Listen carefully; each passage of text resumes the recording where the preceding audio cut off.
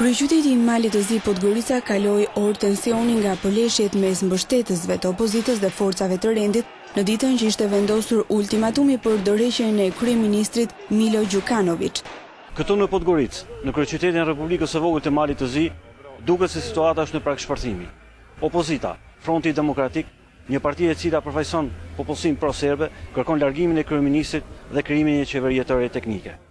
Pak ditë më parë, organizatori i këtyre protestave, Milan Knežević, poi për Top Channel se protestat bëhen për arsye të rënda ekonomike që ndodhet vendi dhe për largimin e regjimit të Đukanovićit. Por partitë malazeze dhe partitë shqiptare aleate me to shprehen se këto protesta vinë në një kohë kur Mali i Zi marr ftesën për antarësim në NATO. Gjithashtu, këto protesta sipas tyre kanë ndikim nga Moska dhe forcat regresive pro-serbe.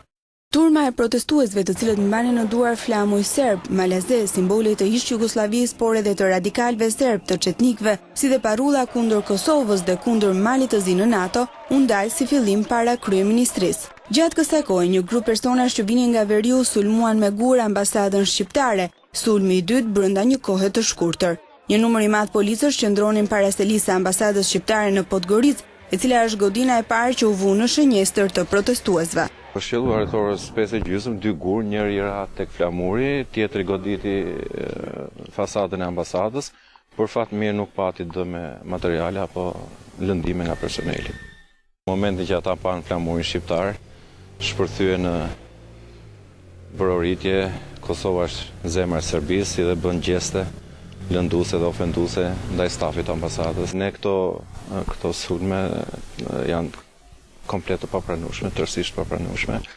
Ne i dënojmë ato dhe gjithashtu shpreh dhe falënderimet edhe për qeverinë e Malit të Zi, e cila po ashtu i dënoi këto sulme menjëherë në faqen e tyre online.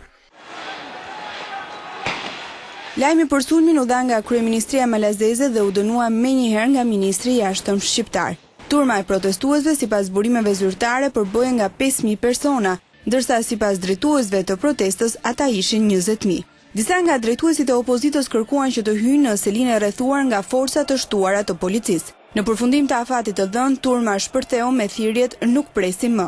Një grup personash me bomba molotov, fishek zjarre dhe shkopinj sulmuan policinë që mbante të rrethuar selinë e parlamentit. Përleshja zgjati disa minuta, ndërsa policia u përgjigj me gaz losjellës.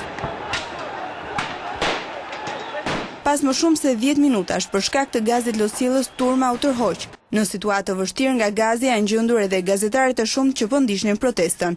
Policia me autoblinda dhe me mjete të rënda ka marshuar në rrugë për të larguar të gjithë protestuesit. Bilanci flet për dhjetra të plagosur. Pavarësisht se opozita këtu në Podgoricë kishte paralajmëruar një protestë tepër serioze, kanë mjaftuar vetëm 10 minuta policisë malazeze që shpërndaj të gjithë protestuesit. Tashmë ajo çfarë ka ngelur janë punojësit e policisë dhe makinat automjete që kontrollojnë gjithë qytetin. Nga Mali i Zi, për Top Channel, Ardi Hoti.